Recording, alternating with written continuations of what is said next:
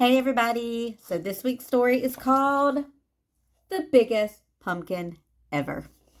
Hope you enjoy.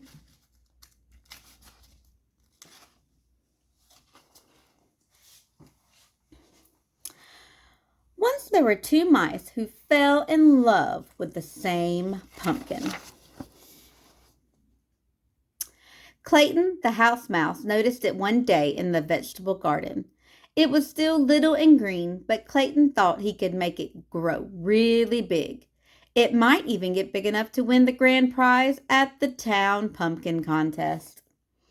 Desmond, the field mouse, discovered the pumpkin the same day. He thought that if he helped it grow, it could become the biggest jack-o'-lantern in the neighborhood. That afternoon, Clayton watered the pumpkin. He also mixed up some of the fertilizer and manure and water. He spread the mixture around the pumpkin to make it grow bigger. That very same night, Desmond went into the garden, watered the pumpkin too. He also spread some manure, mixed it with water all around it. The next day, Clayton watered and fertilized the pumpkin again. The next night, Desmond did the same, and the pumpkin began to grow. By the end of a month, the pumpkin was so large, Clayton couldn't believe his eyes.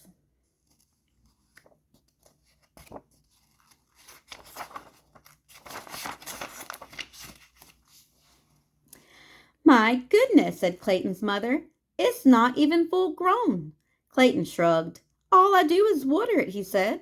Clayton's mother whispered in his ear. "If you want the pumpkin to grow bigger faster," she said, "you should use some sugar water." That night, Desmond brought his brother Morris to see the pumpkin. Morris knew everything there was to know about growing things. "That's some pumpkin," he said. Desmond shrugged.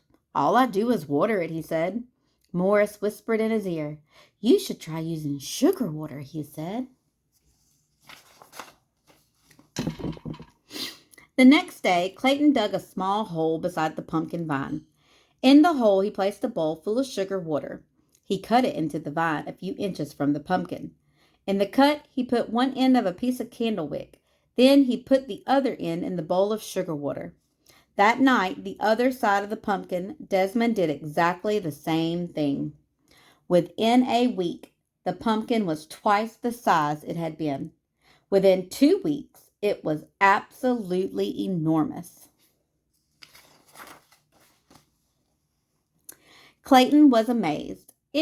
He ran down the road and peeked into his friend Jimmy's pumpkin patch. The pumpkin Jimmy was growing was the contest looked much smaller. Clayton scratched his head. "I have an amazing pumpkin," he said out loud, "and I think I'm going to win the contest." That night, Desmond and his brother Morris spent a long time looking at the pumpkin.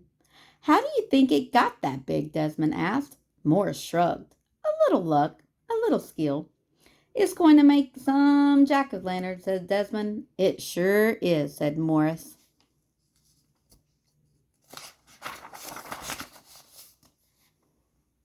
A week later, Clayton noticed the pumpkin was bigger than the family car.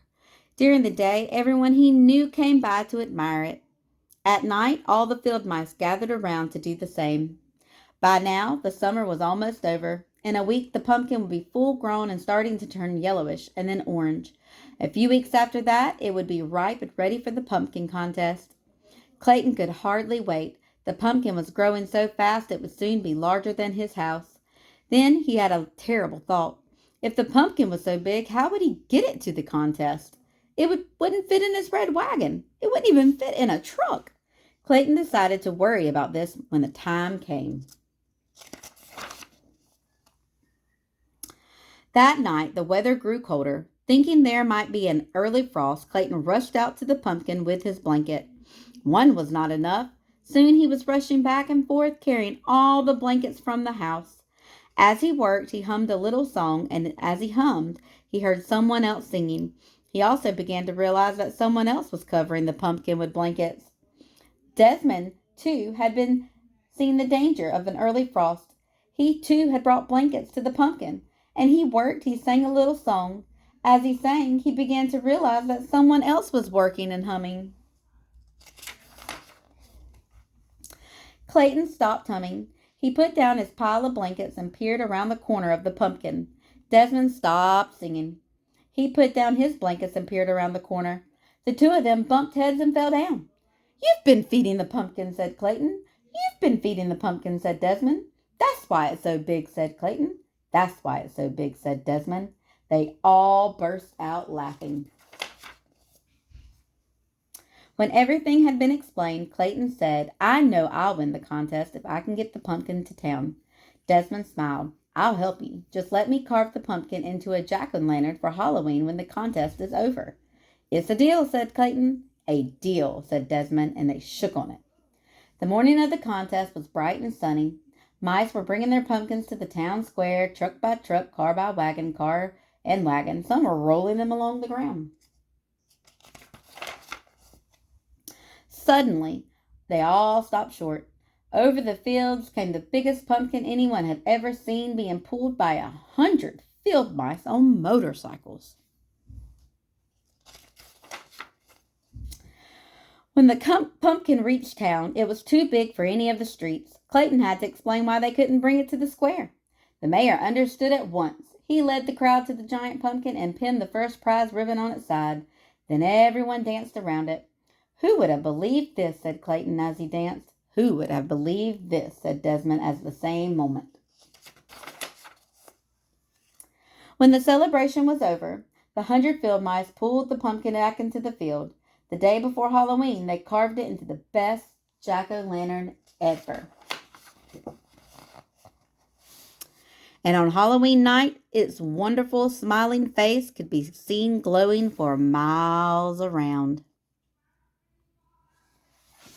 I hope you all enjoy this wonderful pumpkin story and have a great and safe weekend.